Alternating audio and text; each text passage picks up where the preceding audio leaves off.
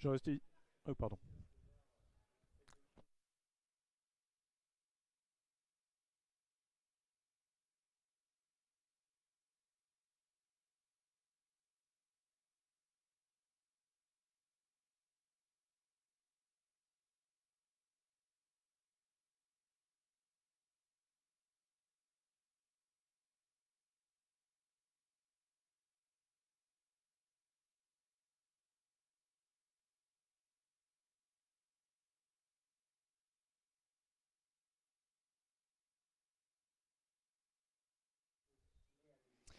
Eh ben bonjour à tous et merci d'être venus aussi nombreux. Vous êtes sûr que vous n'êtes pas trompé de salle, hein, c'est la presse sur le monorepo. Ok. Eh ben on est vraiment ravis d'être avec vous aujourd'hui à Volcamp pour vous raconter notre voyage et le voyage de 300 devs qui ont basculé en monorepo. Et avant de commencer, on avait envie de vous demander, enfin qui parmi vous fait déjà du monorepo, travaille en monorepo? Quelques-uns. Et qui le fait avec, disons, plus de 20 personnes sur le monorepo? Quelques-uns aussi, ça va être intéressant. On voulait vous raconter voilà, comment on est passé au monorepo et comment ça s'est passé pour nous. On travaille, je m'appelle François, je suis avec Julien. On ne t'entend pas.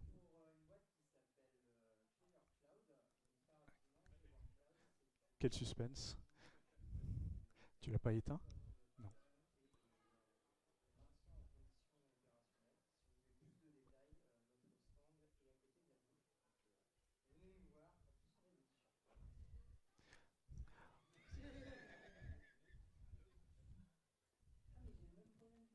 Bon, bah, je déroule. Il s'appelle Julien. Et il vous dit bonjour. On travaille tous les deux sur SNCF Connect. Il y a des gens qui ne connaissent pas SNCF Connect? D'accord. Donc, ça me fait plaisir. Donc vous connaissez produits tout en un, des mobilités durables, donc vous savez qu'on peut acheter des billets de train bien sûr, vous savez peut-être ou pas d'ailleurs qu'on peut aussi rechercher des itinéraires de porte à porte, trouver de l'infotrafic, il y a du covoiturage, il y a aussi les transports urbains dans des centaines de villes en France maintenant. Donc voilà, il y a un certain nombre de choses. En termes d'audience, c'est 3 millions de visites par jour, 1 milliard en 2022 je crois. Euh, et durant les périodes un peu de forte charge et de trafic, on m'a dit on remplissait 6 TGV par minute, c'est ça? C'est ça. Voilà, donc vous vous en doutez, et si s'il y a à peu près 300 devs dessus, c'est qu'il y a une certaine complexité fonctionnelle et métier, il y a un certain nombre de défis techniques, donc c'est intéressant, il y a des choses à faire. Et donc le passage en monorepo, pour vous raconter un petit peu ce voyage, on s'est dit pourquoi ne pas utiliser le monomythe de Campbell. Est-ce qu'il y a des gens qui connaissent le monomythe de Campbell, à qui ça parle? Quelques personnes, mais pas tant que ça. Le monomythe de Campbell, donc c'est une théorie littéraire, c'est une trame narrative qu'en fait vous pouvez calquer sur à peu près toutes les histoires du monde et tous les mythes. Ça marche très bien et ça fait que, alors désolé, je souffle beaucoup, j'ai l'impression. Et ça ressemble à ça. C'est une trame avec 12 étapes. Et en fait, vous pouvez prendre Le Seigneur des Anneaux, vous pouvez prendre le dernier Marvel ou un vieux Disney. Vous allez retrouver à peu près la même trame que vous allez réussir à calquer sur beaucoup, beaucoup d'histoires et retrouver des personnages qui ont des rôles similaires et puis des moments de l'action qui se correspondent en fait d'une histoire à une autre. Et on s'est dit, on va vous raconter un petit peu notre voyage vers le monorepo en suivant cette trame, parce qu'on n'avait pas d'idée. Et donc, allez, en trois grands actes. Première partie, dans les histoires, il faut d'abord raconter un peu où on était, c'était quoi le monde ordinaire, de quoi on est parti. Et donc le monde ordinaire pour nous, c'est le monde où en fait, dès que quelque chose devient un petit peu complexe, on va avoir tendance à vouloir séparer les choses, séparer les responsabilités, se spécialiser, chacun s'occupe d'un petit bout, on s'éloigne un petit peu, parfois on fait même des murs autour du village, voire des murs très très hauts dans certains cas. Et si vous pensez dépôt de sources, repository, on a tendance dans Git, comme ça, à avoir plein d'équipes qui vont gérer plein de composants, chacun avec son repo Git ou ses repos Git. Et c'est quelque chose qu'on fait depuis très longtemps et c'est quelque chose qui est assez naturel et qui a un certain nombre d'avantages. Vous les connaissez. Euh, Ces avantages, c'est typiquement qu'on a des équipes qui sont plus autonomes, plus indépendantes les unes des autres. On se sépare un peu, on se spécialise, on se répartit les responsabilités et c'est très confortable parce qu'on a plus de contrôle chacun sur son repo Git, son petit territoire, sa partie de code. En revanche, il y a quand même quelques petits inconvénients, ou en tout cas des risques, quand on fait ça. C'est le risque d'avoir des équipes qui s'isolent un peu, qui se parlent un peu moins, qui collaborent un petit peu moins. Et puis, dans un système où en fait, on a besoin de tous ces composants et qui se parlent et qui interagissent, dans un gros SI typiquement, on peut avoir des risques sur la qualité globale, parce que chacun s'occupe très bien de sa partie, mais qu'est-ce qui se passe si on prend le système au global? C'est pas toujours évident. Et du coup, tu peux nous parler un petit peu de ce qu'on connaissait avant SNCF Connect? C'était exactement ça. On avait beaucoup d'applicatifs, donc ça on les a toujours. Hein. On a un SI assez complexe et on avait aussi beaucoup d'équipes. Et chaque application était sous la responsabilité d'une équipe. Hein, chaque équipe s'occupait d'un applicatif, avait souvent donc du coup son repo Git, souvent même plusieurs repos Git, parce qu'il y avait des dépendances avec des outils, voilà, des back-ends, etc. etc. Et chaque équipe était autonome. Donc c'était assez efficace, parce que du coup, quand les équipes étaient performantes, elles produisaient des applicatifs de qualité localement. Par contre, il y a un certain nombre de problèmes, et c'est exactement ce que tu as décrit, François, c'est que c'était compliqué pour une équipe d'aller contribuer sur un autre applicatif.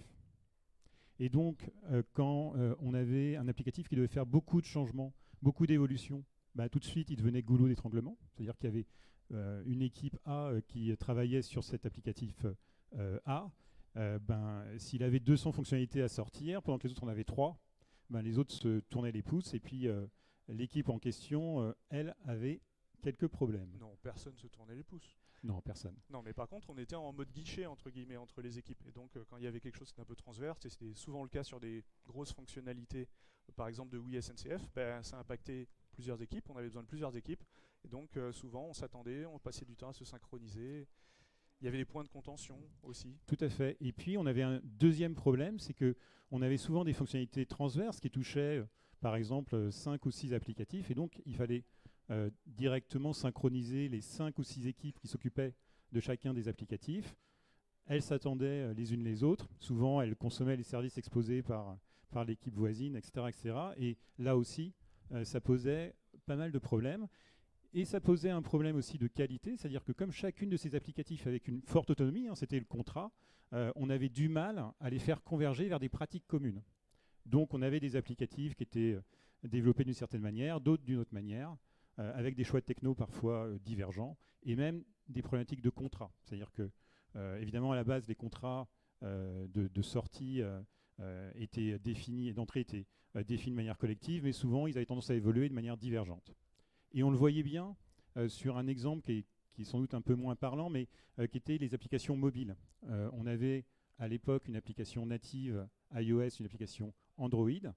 Au bout d'une dizaine d'années, d'un écosystème qui est quand même très vibrionnant, hein, qui bouge beaucoup, on s'était rendu compte que ces deux applicatifs, qui normalement faisaient exactement la même chose, et avaient été amenés à diverger avec des manières, des expériences différentes, des libellés différents. Tout simplement parce qu'il y avait deux équipes différentes qui s'en occupaient. Qui avaient leurs outils, leur langage, leur culture, leur roadmap, etc. Et donc ça fonctionnait, hein, et on avançait, et on faisait des choses, mais clairement c'était aussi des choses qu'on essayait, on avait certains inconvénients qu'on essayait de mitiger année après année, et ça fait partie des choses dont on s'est dit, est-ce qu'on peut pas faire mieux à l'occasion de Connect? Et donc c'est là qu'intervient dans les histoires le moment où on voit quelque chose d'autre, et on se dit, hey, si on partait à l'aventure? Alors l'aventure, en l'occurrence là c'est le monorepo. Donc le monorepo, on ne va pas vous faire une très longue description de qu'est-ce qu'un monorepo et l'approche. Je vous invite à aller regarder le site monorepo.tools qui est vraiment très intéressant sur le sujet. Très rapidement, le monorepo, c'est avant tout une question de colocalisation du code. Donc voilà, j'ai plusieurs applicatifs, plusieurs composants, j'ai des bibliothèques partagées, des petites, des grosses. Plutôt que d'avoir tout sur des repos Git différents, je mets juste tout au même endroit. Ça a des conséquences très rapidement. La première conséquence, ou un des premiers effets, c'est que d'habitude, voilà, entre les composants, on va devoir gérer des versions, puis des versions strictes. On va avoir souvent plusieurs applicatifs qui n'utilisent pas les mêmes versions de tel ou tel outil ou bibliothèque partagée. Donc assez rapidement, on a des problèmes de conflit de version et des choses comme ça. Je suis sûr que vous avez déjà été confronté à ça. Sur un monorepo, on peut tout à fait C'est pas parce que le code est colocalisé qu'on ne peut pas faire pareil si on veut, mais généralement, on profite du fait qu'on a en fait tout le code dans le même repo, dans le même working directory Git, pour se dire, en fait, la dépendance, elle est simple, c'est j'utilise une version, j'ai une version de chaque composant à un instant T dans le monorepo.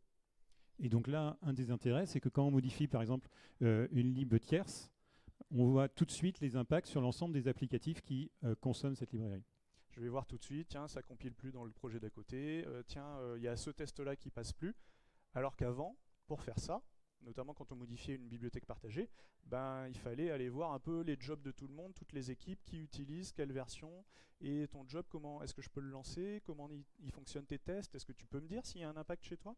Donc là, c'est beaucoup plus simple. Une autre chose qui se simplifie, c'est que quand on fonctionne avec plein de repos Git, et généralement il y a autant de jobs et d'usines logicielles que de repos, et on fabrique, on livre les composants un par un et on les met dans une sorte de tampon, un repo de binaire, typiquement un Nexus, un Artifactory. On stocke là ce qu'on a fabriqué, composant par composant. Et quand on veut déployer le système en entier, on va faire son marché, on va chercher tout dans le repo de binaire. Et on recompose le système. Sur un monorepo, on peut faire beaucoup plus simple, puisque en fait, on peut totalement se passer de ce repo de binaire. On peut juste prendre tout le monorepo, fabriquer les choses, et si on veut, tout déployer comme ça. Donc ça permet de simplifier les choses. Globalement, les promesses du monorepo et les avantages, alors vous allez voir tout à l'heure que ça ne vient pas tout seul, il n'y a pas que des avantages et il y a des choses à faire pour que ça fonctionne bien. Mais les promesses, c'est notamment que quand on veut ajouter une bibliothèque partagée, factoriser un peu de code, c'est beaucoup plus simple. J'ai pas besoin de créer un nouveau repo Git, un nouveau job, une nouvelle usine qui va avec, dire aux autres venez voir mon livrable dans Artifactory ou autre. Donc ça va être plus simple. On va être beaucoup moins tenté de dupliquer du code, puisqu'en fait tout le code est là. On n'a pas besoin, ça n'a plus d'intérêt de dupliquer du code pour prendre un truc qui était dans un autre repo à côté. Ça va être beaucoup plus facile d'avoir une toolchain, d'avoir des pratiques plus homogènes, vu qu'on travaille tous au même endroit et les composants sont vraiment les uns à côté des autres. Comme tu le disais, ça va être beaucoup plus rapide et facile de détecter les impacts, les conséquences de ce que je fais moi sur un de mes composants. Et sur le fond, tout l'objectif, c'est que ça va nous aider à mieux travailler ensemble, et notamment entre équipes différentes. Ça brise un peu les murs, certains murs qu'on avait du fait des repos Git des uns et des autres. On brise aussi le mur de l'historique, c'est-à-dire qu'en fait, quand on développe une fonctionnalité avec un impact web, mobile, back-end, et puis sur telle ou telle brique, en général, ça va être un commit avec les impacts sur les différents composants. On n'a pas besoin d'essayer de reconstituer un historique en allant voir tous les historiques de tous les repos Git. Et puis, on l'a dit, sur la gestion de version, c'est aussi une sacrée simplification. Donc avec toutes ces promesses-là, évidemment, on avait aussi au départ quelques réticences, notamment peut-être les personnes les plus expérimentées voyaient ça de loin. Et on a tous des réticences et des interrogations sur le monorepo. Ce qu'on entend le plus souvent, c'est l'idée que c'est un monorepo, donc c'est un monolithe. Parce qu'on a ça en tête, on a souvent vu ça. Autant les projets open source, c'est plutôt très modulaire avec plein de repos Git gérés par plein de communautés. Autant... Ah oui, alors on ne voit pas du tout. Donc en fait, on a deux axes. Horizontalement, on a à gauche quelque chose de très modulaire, à droite quelque chose de très monolithique. Et en hauteur, en bas, vous avez quelque chose du polyrepo, le traditionnel, plein de repos Git pour chaque composant. Et en haut, vous avez le monorepo. J'espère qu'on ne va pas trop avoir de problème de couleur comme ça. Mais donc, monorepo égale monolithe, ça serait en gros ce qu'on voit dans le cadran en haut à droite. Et on a vu beaucoup de projets, souvent gérés par un développeur en solo, où effectivement c'est très monolithique, c'est sur un monorepo, donc on associe les deux. Et à l'inverse, open source, modulaire, polyrepo. Mais en fait, tout le monde, le monorepo, ça n'est pas que pour les devs solo, et on a des exemples. Tout à fait, on a des gros acteurs, donc là on en a mis 4, dont on sait qu'ils travaillent en monorepo, et ils mettent dans ce seul repository des projets qui n'ont rien à voir. Donc, quel est l'objectif en général quand ils font ça? C'est justement déjà de mettre l'information à un seul endroit, qui soit accessible par le plus grand nombre, et puis aussi d'inciter à avoir des normes communes. Après, les niveaux d'incitation diffèrent, mais c'est toujours les mêmes problématiques. Comment les gens ils apprennent à travailler ensemble. Et donc on peut avoir des dizaines, des centaines d'outils, des milliers de développeurs sur un monorepo, et ça fonctionne, et c'est pas monolithique pour autant. Et à l'inverse, peut-être que vous avez déjà vécu ça, moi je suis déjà passé dans certaines entreprises et organisations où en fait on avait énormément de repos Git, mais en fait le déploiement et le cycle de vie il était très monolithique, c'est-à-dire qu'en fait on livrait tout en même temps, on allait juste tout récupérer pour faire un gros monolithe et tout déployer d'un coup. Donc le cycle de développement il n'était pas très modulaire au final, malgré tous les repos Git. Dans les autres inquiétudes, questions qu'on se posait au départ, on avait évidemment la problématique de maintenabilité, c'est-à-dire qu'il y avait une crainte importante chez certaines de nos équipes sur le fait de partager le code. Parce que le fait d'être finalement en responsabilité de son applicatif, ça permettait d'être garant quand même d'un niveau de qualité, des normes qui leur correspondaient.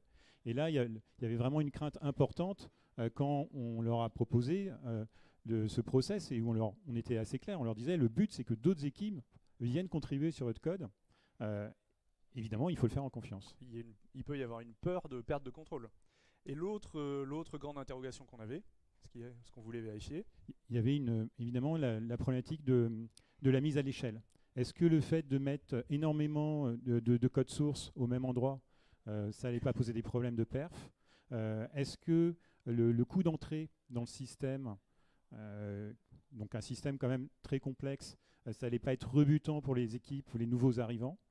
Et quels étaient les impacts aussi sur les coûts de fonctionnement en termes d'environnement, en termes d'outils? Les coûts, les IDE, est-ce que ça allait suivre le temps de build, toutes ces choses-là en fait. Donc on avait plein d'interrogations. Et alors heureusement dans les histoires, généralement il y a un mentor qui arrive à ce moment-là ou qui se révèle, qui donne une épée magique ou quelque chose. Donc ça encourage, ça permet de sauter le pas. Nous, ce qui nous a un petit peu encouragé, c'est qu'on avait quand même quelques succès alors sur des projets de moindre taille, sur des projets à plus petite échelle, mais des années précédentes, on avait eu un certain nombre de succès à la fois avec du monorepo, avec différents projets, alors des projets business et puis aussi des projets open source comme la plateforme Talk pour faire des chatbots et des assistants vocaux. C'est un monorepo depuis des années, ça fonctionne bien. Et puis on avait aussi testé les technologies qui nous permettaient d'envisager ce passage en monorepo sur des projets conséquents, notamment des outils dont on va reparler comme Gradle ou Terraform. Et évidemment, on était aussi sur le cloud, qui nous permettait d'autres choses qui auraient été plus difficiles sur du on-premise. Et dernière chose, sur SNCF Connect, on savait qu'on repartait d'une page blanche, on développait le mobile, le web, le BFF, etc. from scratch. Et donc c'était aussi une liberté. On s'est dit, c'est le moment d'apporter des ruptures, de tester des choses. On a cette liberté-là, c'est le moment. Ça fait partie des choses qui nous ont encouragés. Et donc voilà, on s'est décidé, on va faire du monorepo, on se lance. Et on arrive dans le monorepo, pardon. Et alors au début, ça ressemblait pas au Mordor. Au début, ça ressemblait plutôt à ça. C'est-à-dire, on a fait le choix de faire du monorepo, c'est chouette, on va vivre une aventure, c'est parti. On avait quand même une belle stack technique parce qu'au-delà du monorepo, comme on repartait de zéro, on pouvait repartir avec une belle stack. Donc voilà, on va pas décrire ça, mais voilà, un certain nombre de technologies assez intéressantes. Et puis on avait beaucoup de choses à apprendre aussi sur certaines de ces technos. Typiquement sur Flutter qui était encore assez émergent en 2020-2021. On a fait quelques autres choix un petit peu rupturistes. Donc ça, c'est les choses que vous avez sous le capot de SNCF Connect, on ne le sait pas forcément, mais derrière l'expérience client, d'un point de vue technologique, il y a un certain nombre de choses. On a fait le choix donc, de Flutter pour le mobile en cross-platform, on a fait le choix de Next.js pour le web, on a fait un BFF en Kotlin, donc Kotlin sur la JVM avec Spring. J'ai systématisé et généré des SDK à chaque fois qu'on rajoutait des nouvelles API côté BFF. Et beaucoup d'autres choix. Donc là, par exemple, on est parti sur GitLab comme outil de CI/CD. On a fait un certain nombre on a pas mal de serverless également. Donc voilà, on a un certain nombre de choix rupturistes. Oui, c'était la première fois qu'on construisait quelque chose d'aussi gros en 100% natif cloud aussi. Et puis, on avait une souffrance qu'on traînait depuis longtemps, qui était celle des tests et des tests de bout en bout. Oui, ce qu'il faut comprendre, c'est que dans la situation précédente, donc on avait 20 ou 30 équipes qui travaillaient en parallèle sur leurs applicatifs dédiés. Ces différents applicatifs, évidemment, ils dépendent souvent des autres, que ce soit en plateforme d'intégration ou de recettes. Et donc, il arrivait très fréquemment qu'une équipe à un endroit mettait à jour son code, donc faisait une modification, et une équipe à 10 km de là se rendait compte que ça cassait quelque chose chez elle. Et c'était souvent assez compliqué à analyser parce que cette autre équipe n'était pas au courant que son équipe voisine avait mis quelque chose à jour et se rendait compte tout d'un coup qu'il y avait quelque chose qui ne marchait plus. Ça pouvait être des dépendances, des partenaires directs ou indirects, c'est difficile de tout suivre et c'était compliqué d'avoir des environnements complètement fonctionnels sans justement avoir tout branché et plein de dépendances vers d'autres équipes finalement. Donc c'était une vraie souffrance, Voilà. c'était quelque chose qu'on cherchait à adresser et du coup sur SNCF Connect, le fait d'être en monorepo d'une part et le fait de pouvoir tout redéployer en infra as code, qui était un autre gros choix un peu nouveau pour nous sur ce projet, ça nous a permis d'avoir une brillante idée.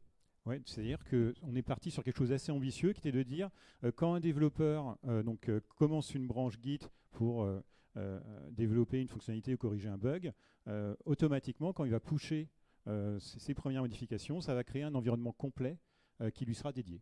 Alors évidemment, il a le choix de ne pas le faire, mais par défaut, c'est ce qui se passe. Et donc, on lui garantit comme ça que l'ensemble de son système ne dépend que de ces changements.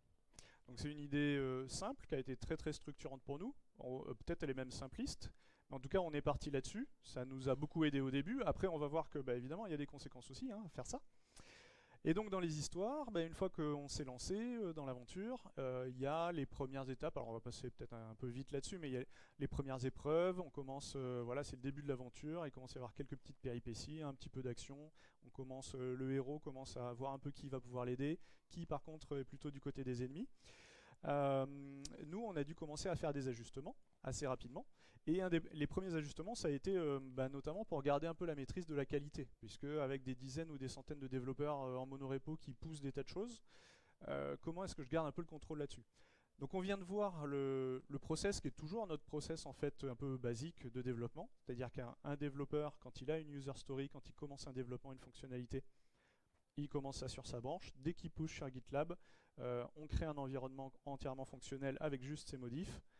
Il y a création systématique d'une merge request, comme dans les projets open source. Il y a systématiquement des revues de code par les bonnes personnes en fonction de ce qui a été modifié. Il va y avoir des tests sur cet environnement dédié, isolé. Et puis, si tout va bien, il y aura merge sur master.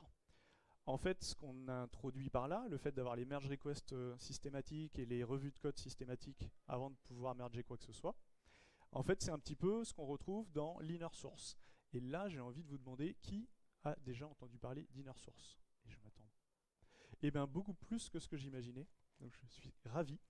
L'inner source, très rapidement, c'est ce qu'on appelle parfois l'open source interne. En fait, l'idée, c'est de reprendre les modes de collaboration, les pratiques qu'on trouve dans les communautés open source, et de les appliquer à l'intérieur de l'organisation. C'est-à-dire que le code, il reste à l'intérieur de l'organisation, hein, c'est pas de l'open source. Mais par contre, on va fonctionner comme font les gens dans l'open source. Et ça se base sur deux principes. C'est le code est ouvert, tout le monde peut aller voir le code, donc tout le monde peut essayer de faire des choses, tester des choses, faire des modifs. Donc ça va être un vrai accélérateur. Il n'y a pas le propriétaire du code, entre guillemets. Et par contre, avant d'intégrer des modifications, on veut s'assurer qu'il y a les bonnes personnes qui ont quand même revu ce qui a été fait, qui savent que c'est bon, on peut y aller, il n'y a pas trop d'impact. Et donc il y a une phase, un process de revue et d'intégration qui donne en contrepartie une maîtrise de la qualité. Le code est ouvert, mais à l'intégration, on vérifie que tout va bien. Et donc l'inner source, même si le terme n'est pas très très connu, en fait c'est une pratique qui se développe et qui se développe depuis quelques années maintenant. Et il commence à y avoir beaucoup d'organisations et dans le monde entier qui font de l'inner source, qui trouvent de la valeur à fonctionner comme les communautés open source, mais en interne. Donc nous, on a réutilisé ces principes-là. Et notre retour d'expérience, c'est que en fait, ça complète très très bien une approche monorepo. C'est un peu le côté pratique, alors que le monorepo, c'est plus le côté technique d'avoir localisé le code. On a fait d'autres choses, on a essayé de respecter des bonnes pratiques d'intégration continue. Donc on fait du trunk-based, on ne reste pas trop longtemps en branche avant de revenir sur master.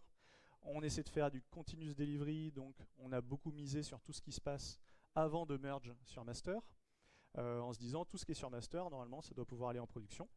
Et puis aussi, on a mis en place ce qu'on appelle des ADR, c'est-à-dire le fait de tracer toute décision prise par une équipe à un endroit. Parce qu'on s'est rendu compte que vu le nombre d'équipes, on avait souvent des décisions qui étaient prises pour des raisons locales, qui se retrouvaient en contradiction avec des décisions prises par d'autres équipes à d'autres endroits.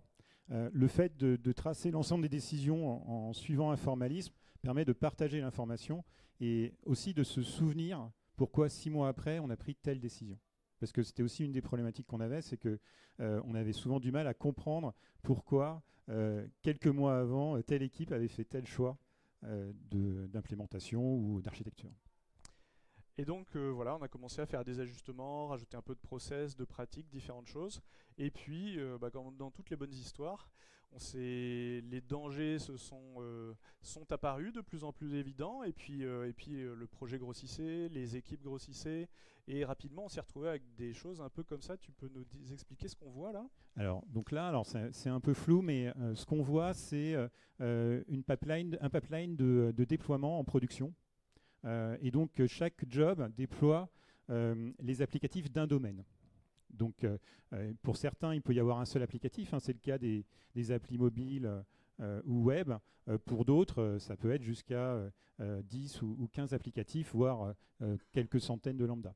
Et puis derrière chacune de ces bulles, entre guillemets, il y a sûrement un job de compilation, un job de test, enfin il y a plein de choses, de vérification de la qualité de code en statique. Enfin, il y a encore plein de jobs derrière. Donc, vous voyez, il y a une certaine complexité.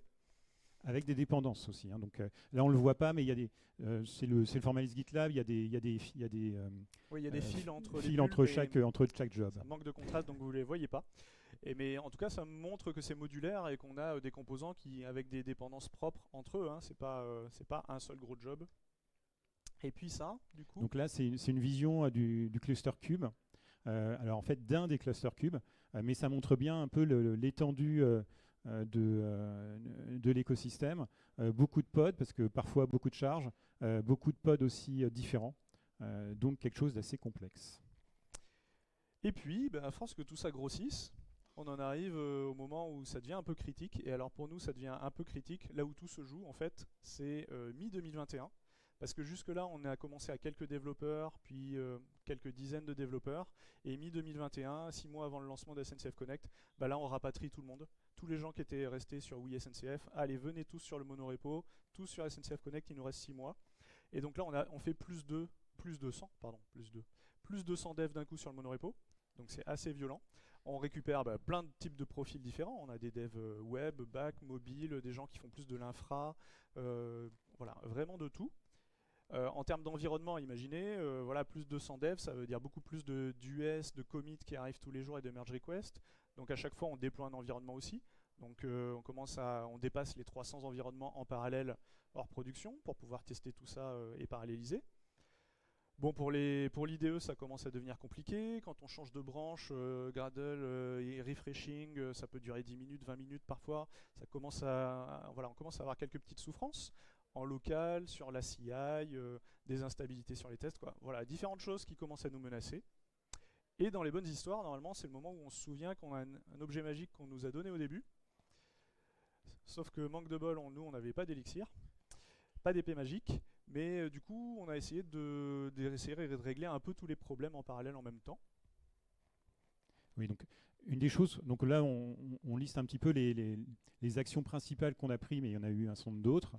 Une des choses qu'on s'est rendu compte assez rapidement, on le savait avant, mais c'est vraiment apparu de manière très forte, c'est que souvent une merge request arrivait en revue et c'était un peu tard, c'est-à-dire que à ce moment-là, les référents de l'applicatif, les sachants qui devaient valider la merge request, constataient que la contribution était non pertinente, que les gens qui avaient commencé la merge request étaient partis dans une mauvaise direction, et donc leur disaient en clair, recommencez tout et revenez nous voir. Et donc c'était pas très efficace. Et pas très bien pris en général. Et pas très bien pris. Ça génère un peu de tension, surtout quand il y a quelques deadlines un peu rapprochés. Et donc, ce qu'on a très vite mis en place comme recommandation, c'est que pour tous les sujets dont l'équipe n'était pas complètement maître, pas en maîtrise, dans ce cas-là, on leur demandait d'aller associer lors de la maturation de la user story un ou plusieurs sachants, notamment sur les sujets complexes. Un des sujets les plus complexes aujourd'hui sur le monorepo, c'est évidemment la partie infra as code, puisqu'on génère l'ensemble de l'infrastructure. Mal programmé, ça peut très vite mal se terminer. Et donc, on a eu souvent des problèmes autour de ces sujets-là. Donc aujourd'hui, dès qu'il y a une user story qui est identifiée comme complexe, les équipes font immédiatement appel à un sachant pour les aider à les orienter dans la bonne direction. Être sûr de ne pas partir dans un tunnel qui sera coûteux après. Ah, Mais du coup, ça ouais. veut dire qu'il a fallu aussi plus de référents, parce typiquement sur l'infra, ils se sont vite retrouvés un peu en sous-nombre par rapport au nombre de merge requests qui arrivaient. Et pas que sur l'infra. Donc on a évidemment les gens qui valident, vu le nombre de développeurs, se retrouvaient assez vite sous l'eau et en goulot d'étranglement. Donc ça veut dire faire monter des nouvelles personnes en responsabilité.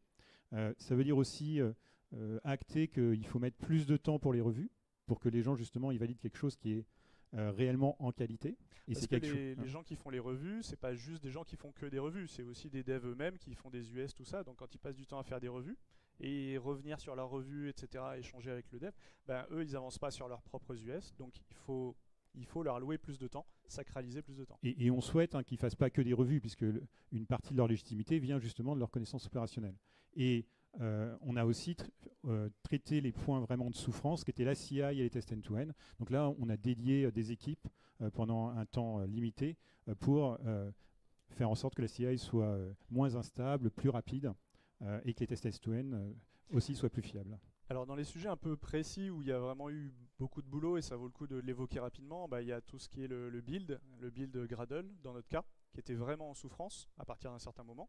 Oui, tout à fait. Donc Gradle est un très bon outil pour les problématiques monorepo parce que notamment son algo de diff intégré fonctionne bien pour ces problématiques. On s'est rendu compte quand même qu'on avait dû utiliser des fonctionnalités qui étaient à l'époque encore émergentes en bêta chez Gradle, comme la version de catalogue qui permet d'avoir des versions qui soient partagées entre chaque applicatif, donc une gestion centralisée du versionning, et aussi du tuning des différents caches de Gradle. Gradle a plusieurs types de caches. Le fait de bien les utiliser améliore drastiquement les performances. Et ça nous a pris du temps et on a beaucoup épluché la documentation de Gradle et les fonctionnalités qui ont commencé à apparaître avec la 7, la 7.5, etc. Donc des choses relativement récentes. On a eu aussi tout un travail plus sur la partie GitLab. Tout à fait, donc avec des algodiff pour ne rebuilder que ce qui était nécessaire. Le fait aussi de répondre à ce qu'on appelle le rebase L, c'est-à-dire qu'on a 20 merge requests qui attendent d'être mergés sur master, il y en a une qui est mergée, les 19 autres doivent de nouveau être rebase. Donc si elles ne sont pas rebasées, elles n'ont pas le droit d'être mergées elles-mêmes. Oui. Donc en fait, plus il y a de gens en parallèle et plus on a besoin de faire des rebases tout le temps. C'est ça, et donc on l'a traité avec un bot qui est en open source, qu'on a pris d'un projet open source et qui permet de faire du batch mode, donc de merger un certain nombre de MR en même temps. Et on a prévu bientôt de basculer sur la fonctionnalité de GitLab qui s'appelle MergeTrain, qui fait un peu la même chose, mais un peu mieux.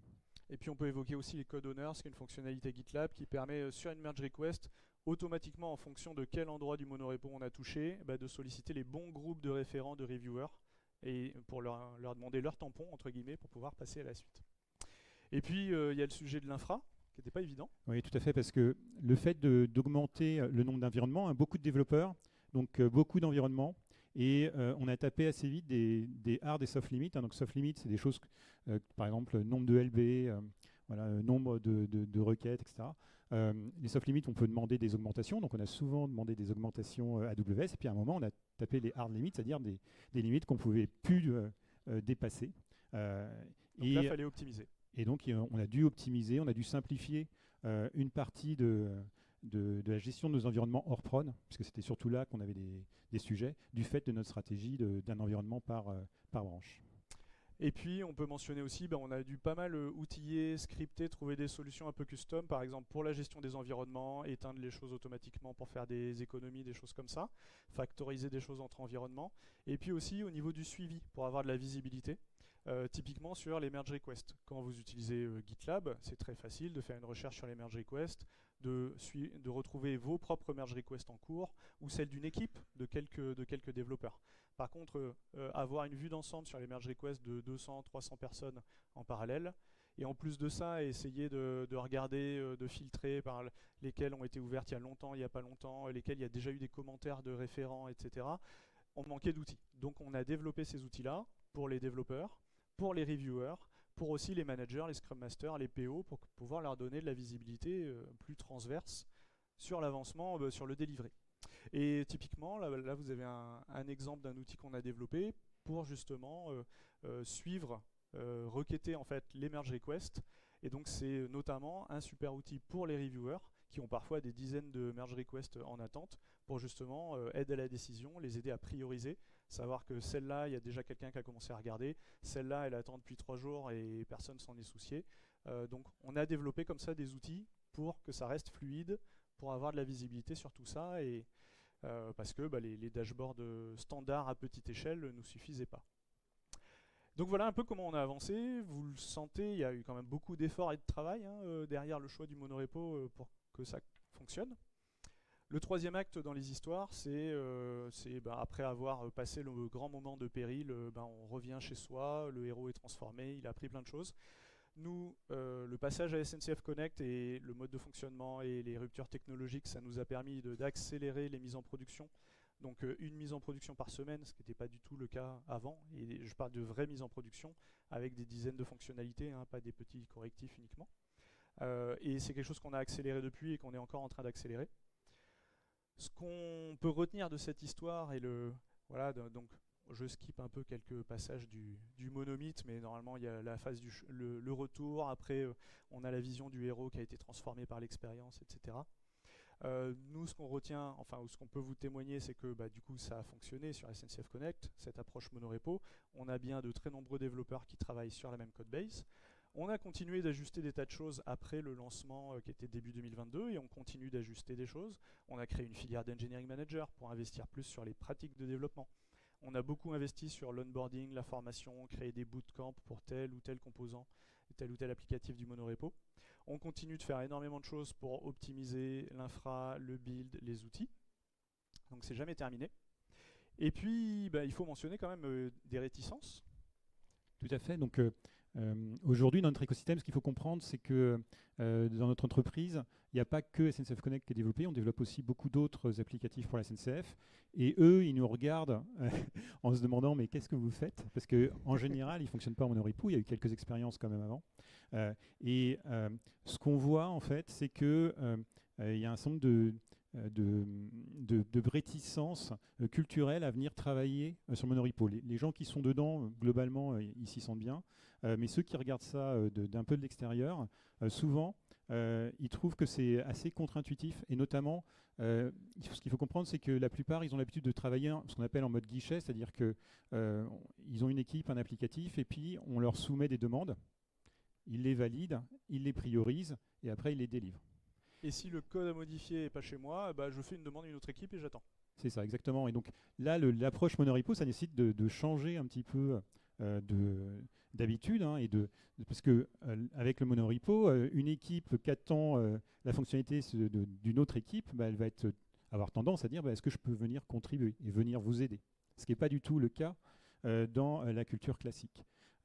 Et puis on voit aussi que ça nécessite beaucoup d'efforts, donc ça je pense qu'on l'a bien montré, de s'outiller et d'évoluer pour gérer un monorepo. Donc c'est quand même un effort significatif. En tout cas à grande échelle. Et on se rend compte aussi que le mot monorepo devient après une sorte de porteur de toutes les malédictions qui ne sont pas liées au monorepo pour la plupart. Mais voilà, on est en train de changer quelque chose, ça génère aussi d'autres problèmes. Et donc du coup, ça devient un gimmick de dire c'est la faute du monorepo. C'est la faute du monorepo.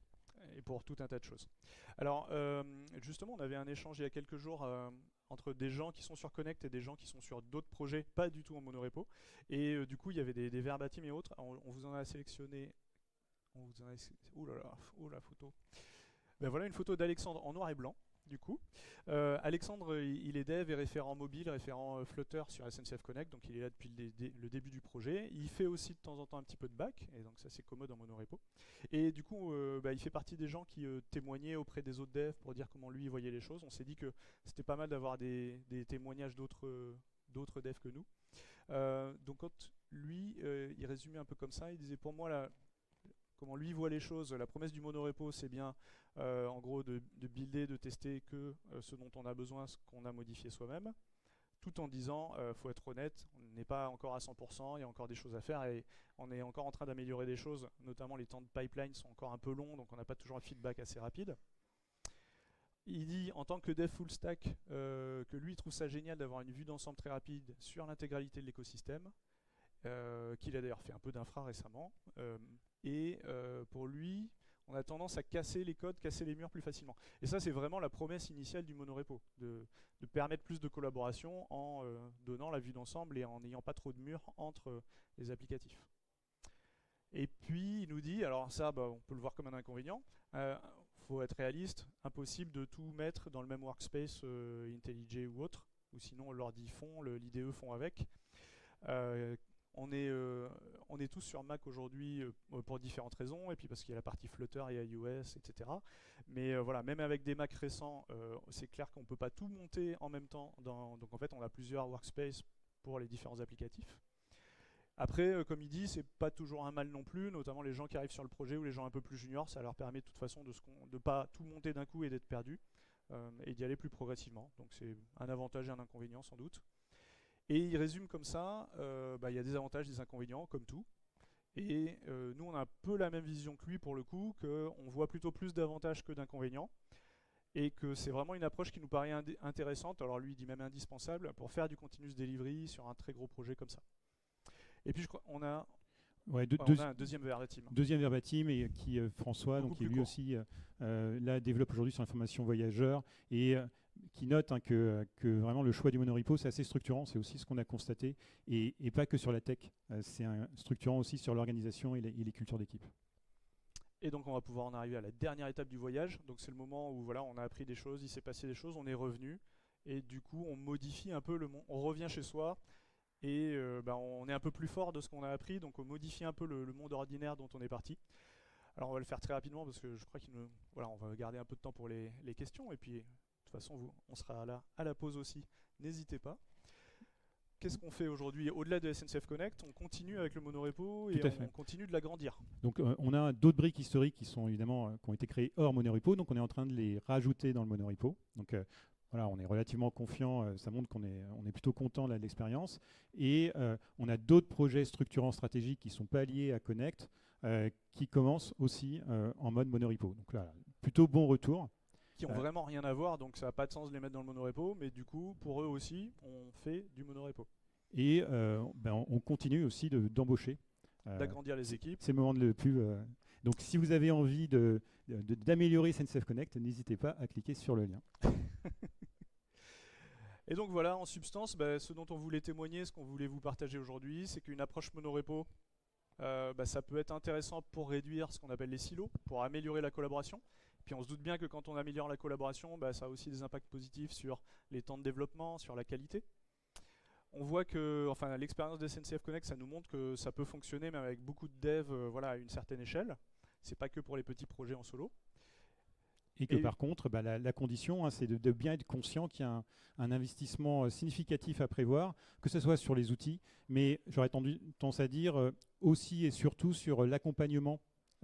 Si les équipes n'ont pas l'habitude de fonctionner dans ce mode-là, il faut les accompagner, il faut prévoir un temps important pour les former à ces nouvelles pratiques. C'est un vrai investissement. Et merci beaucoup à tous déjà d'être venus aujourd'hui.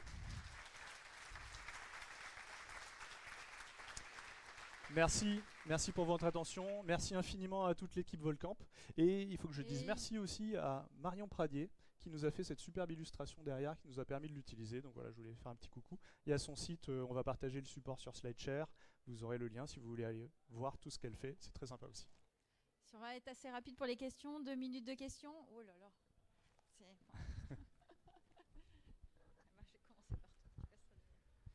Merci pour le talk. J'ai du mal à me projeter sur les échelles de temps et de choses dont on parle. Par exemple, est-ce que régulièrement les MR qui sont envoyés contiennent plus de 2 heures de travail et sont suivis par un pipeline qui prend plus d'1 quart d'heure à tourner, ou est-ce qu'on parle de temps plus court que ça? Vous dites c'est long, mais c'est quoi c'est long? C'est plus que ça. Aujourd'hui, là, ce que tu décris, c'est ce qu'on aimerait faire. En pratique, on a souvent des MR qui sont plus costauds que ça, notamment parce qu'on favorise aussi des merge requests qui touchent potentiellement plusieurs applicatifs pour la lisibilité de l'historique et ce genre de choses. Et donc, ça dépend beaucoup des pratiques. On a des MR qui sont très rapides et qui sont mergés très rapidement, et on a d'autres merge requests qui prennent beaucoup plus de temps. Donc, ça peut être plusieurs semaines Ça peut être des pipelines qui durent 1 heure. Et donc, là, typiquement, ça fait partie de nos marges d'amélioration. Et ça dépend beaucoup des habitudes des équipes. C'est ce qu'on constate, hein, dans le découpage, dans les pratiques. Merci. Je suis là, je prends le micro près.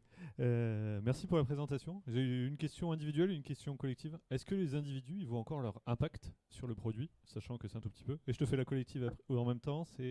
Est-ce que ça passe à l'échelle? Si vous passez à 500, c'est quoi votre bloqueur là, maintenant? Alors, les individus, nous, ce qu'on constate, c'est que la plupart, aujourd'hui, ils restent sur leur local. Donc, c'est-à-dire qu'il faut qu'ils maîtrisent leur applicatif nominal. Et ça fonctionne bien.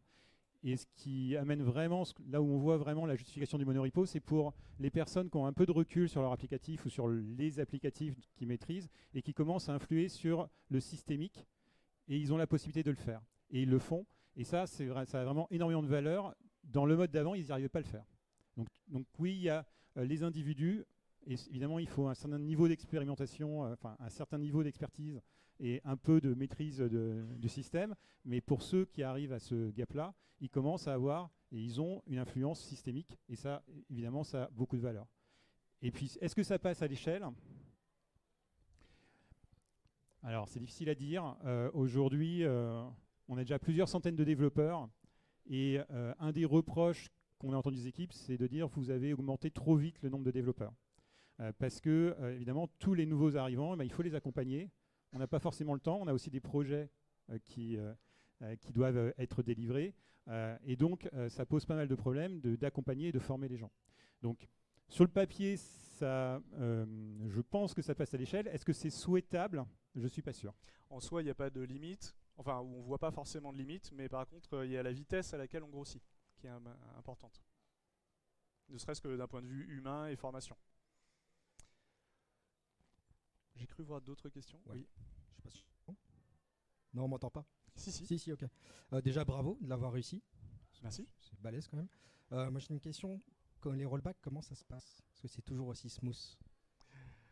Alors, il y a deux types de rollback. Il y a le process aujourd'hui, c'est mergé sur master. Et il y a une phase quand même avant de partir en prod. Donc, le premier rollback, là, qui est un revert sur master, ça, c'est assez simple. On fait le revert directement et ça déploie. Donc, il n'y a pas de sujet. Après, en production, ça dépend des techniques de déploiement. Aujourd'hui, on fait des rollbacks. On peut s'améliorer. On n'est pas encore à l'état qu'on souhaite pour que ça soit vraiment sans douleur, que ça soit, on va dire, business as usual, que ça soit quelque chose d'habituel. Voilà. Aujourd'hui, on disait, alors c'est pas le monorepo tout seul, mais en fait, toutes ces ruptures qu'on a introduites dans le delivery d'SNCF Connect, ça nous a permis d'arriver à une vraie map majeure par semaine, et on accélère depuis. Donc quand on fait une map, 2 maps par semaine, on a encore un petit peu de temps pour tester, pour être sûr, pour rollbacker quelque chose avant de le livrer. Mais c'est quelque chose qu'on accélère et qu'on accélère de plus en plus. Donc plus on va vers du continuous delivery, plus on va livrer plus souvent des tout petits incréments. Et plus aussi se posera la question, est-ce que le cas échéant, on va rollbacker ce petit incrément, ou est-ce qu'on est capable, comme c'est un plus petit incrément, de tout de suite voir ce qui ne va pas et plutôt pousser le correctif plutôt que rollbacker. Voilà, il y a ces questions-là qui vont... Notre objectif, c'est évidemment de faire les plus petits incréments possibles en production. Ça nécessite que le fait de faire un revert soit sans aucun questionnement, et on n'y est pas encore vu la complexité du système.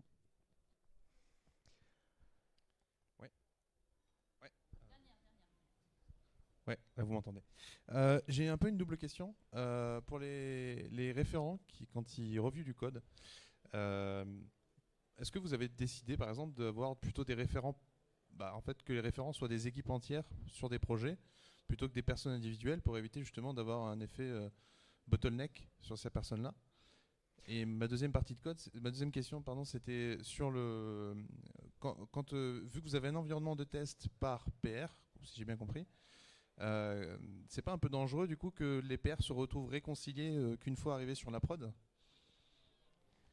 Alors, il y a si j'ai bien compris, peut-être que vous avez la alors, réponse. je fais la réponse sur la première question. Aujourd'hui, on fait en sorte qu'il n'y ait jamais un seul référent pour un applicatif. Donc, c'est toujours un groupe de référents et on les incite fortement à coopter de manière intensive de nouveaux sachants, parce que plus ils sont nombreux, plus c'est facile pour eux d'adresser d'adresser évidemment les revues. Par contre, ils ne sont pas dans une équipe dédiée de référents. Chaque référent est dispatché dans des équipes opérationnelles. Et par contre, ils ont des sessions où ils se retrouvent pour justement s'aligner sur les bonnes pratiques, sur les normes de qualité, sur les choses à améliorer. Et donc, c'est une forme finalement de guilde ou Oui, ça ressemble plus à des communautés de pratique ou des guildes ou des chapitres dans les modèles type Spotify. C'est-à-dire que justement, on veut surtout pas qu'ils soient silotés et qu'il y ait des équipes de référents, encore moins, comme on le disait tout à l'heure, que les référents fassent que des revues de code et ne développent pas eux-mêmes. Et en plus, c'est aussi relativement sain parce que ça permet à toutes les équipes qui ont plutôt un périmètre, un domaine produit, fonctionnel, chaque équipe peut aussi gagner en autonomie et en efficacité justement en intégrant plus de référents ou en faisant monter en compétence plus de référents sur un peu toutes les briques du système. Ça permet du coup que chaque équipe soit bien autonome.